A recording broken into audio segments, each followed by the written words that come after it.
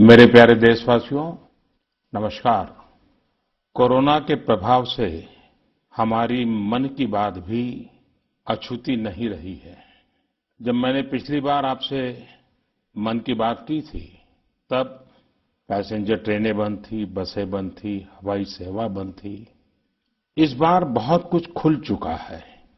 श्रमिक स्पेशल ट्रेनें चल रही हैं, अन्य स्पेशल ट्रेनें भी शुरू हो गई हैं। तमाम सावधानियों के साथ हवाई जहाज उड़ने लगे हैं। धीरे धीरे उद्योग भी चलना शुरू हुआ है। यानी अर्थव्यवस्था का एक बड़ा हिस्सा अब चल पड़ा है, खुल गया है। ऐसे में हमें और ज्यादा सतर्क रहने की आवश्यकता है। 2 गज की दूरी का नियम हो, मुंह पर मास्क लगाने की बात हो सके तो वहां तक घर में रहना हो, ये सारी बातों का पालन, उसमें जरा भी ढिलाई नहीं बरतनी चाहिए। देश में सबके सामूहिक प्रयासों से कोरोना के खिलाफ लड़ाई बहुत मजबूती से लड़ी जा रही है। जब हम दुनिया की तरफ देखते हैं तो हमें अनुभव होता है कि वास्तव में भारतवासियों की उपलब्धि कितनी बड़ी है। हमारी जनसंख्या ज्यादातर देशों से कई गुना ज्यादा है। हमारे देश में चुनौतियां भी भिन्न प्रकार की हैं, लेकिन फिर भी हमारे देश में कोरोना उतनी तेजी से नहीं फैल पाया जितना दुनिया के अन्य देशों में फैला। कोरोना से होने वाली मृत्यु दर भी हमारे देश में काफी कम है। जो नुकसान हुआ है उसका दुख हम सबको है, लेकिन जो कुछ भी हम बचा पाए हैं वो निश्चित तौर पर देश की सामूहिक संकल्प शक्ति का ही परिणाम है। इतने बड़े देश में हर एक देशवासी ने खुद इस लड़ाई को लड़ने की ठानी है। ये पूरी मुहिम पीपल ड्रिवन है।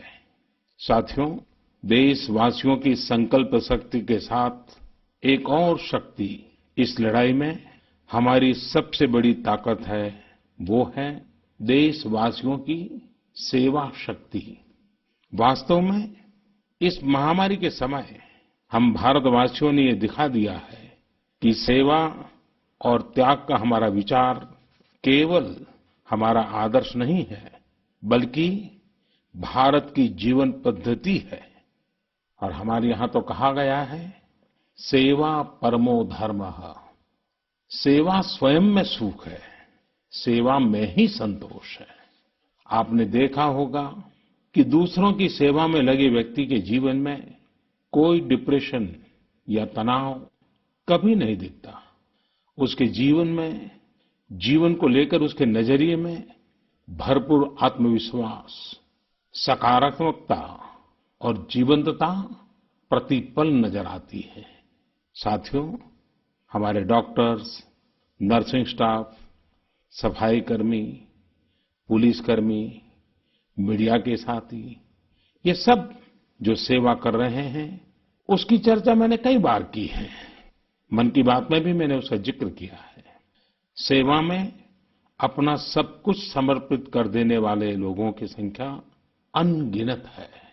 ऐसे ही एक सज्जन है तमिलनाडु के सी मोहन। सी मोहन जी मदुरई में एक सैलून चलाते हैं। अपनी मेहनत की कमाई से इन्होंने अपनी बेटी की पढ़ाई के लिए 5 लाख रुपए बचाए थे, लेकिन इन्होंने ये पूरी राशि इस समय जरूरतमंदों, गरीबों की सेवा के लिए खर्च कर दी। इसी तरह अगरतला में ठेला चलाकर जीवन यापन करने वाले गौतम दास जी अपनी रोजमर्रा की कमाई की बचत में से हर रोज दाल चावल खरीदकर जरूरतमंदों को खाना खिला रहे हैं। पंजाब के पठानकोट से भी एक ऐसा ही उदाहरण मुझे पता चला। यहाँ दिव्यांग भाई राजू ने दूसरों की मदद से जोड़ी गई छोटी सी पूंजी से 3000 से अधिक मास्क बनवाकर लोगों में बांटे।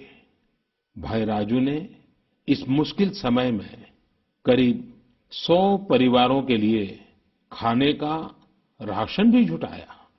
देश के सभी इलाकों से विमेन सेल्फ हेल्प ग्रुप के परिश्रम की भी अनगिनत कहानियां इन दिनों हमारे सामने आ रही है।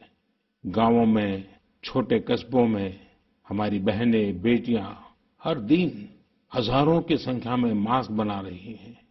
तमाम सामाजिक संस्थाएं भी इस काम में इनका सहयोग कर रही हैं। साथियों, ऐसे कितने ही उदाहरण हर दिन दिखाई और सुनाई पड़ रहे हैं। कितने ही लोग खुद भी मुझे नमो ऐप और अन्य माध्यमों के जरिए अपने प्रयासों के बारे में बता रहे हैं। कई बार समय की कमी के चलते मैं बहुत से लोगों का, बहुत से संगठनों का, बहुत सी संस्थाओं का नाम नहीं ले पाता हूं।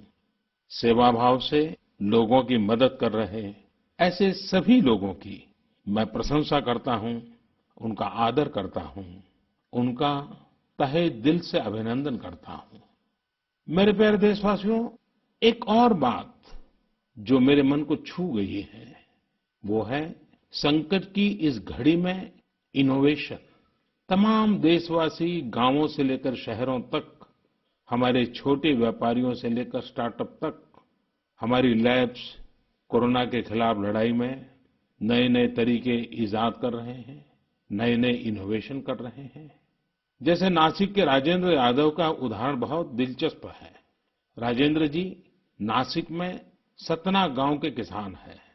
अपने गांव को कोरोना संक्रमण से बचाने के लिए उन्होंने अपने ट्रैक्टर से जोड़कर एक सैनिटाइजेशन मशीन बना ली है और ये इनोवेटिव मशीन बहुत प्रभावी तरीके से काम कर रही है। इसी तरह मैं सोशल मीडिया में कई तस्वीरें देख रहा था। कई दुकानदारों ने 2 गज की दूरी के लिए दुकान में बड़े पाइपलाइन लगा लिए हैं, जिसमें एक छोर से वो ऊपर से सामान डालते हैं और दूसरी छोर से ग्राहक अपना सामान ले लेते हैं। इस दौरान पढ़ाई के क्षेत्र में भी कई अलग-अलग इनोवेशन शिक्षकों और छात्रों ने मिलकर किए हैं। ऑनलाइन क्लासेस, वीडियो क्लासेस, उसको भी अलग-अलग तरीकों से इनोवेट किया जा रहा है। कोरोना की वैक्सीन पर हमारी लैब्स में जो काम हो रहा है, उस पर तो दुनिया भर की नजर है और हम सबकी आशा भी। किसी भी परिस्थिति को बदलने के लिए इच्छा शक्ति के साथ ही बहुत कुछ इनोवेशन पर भी निर्भर करता है।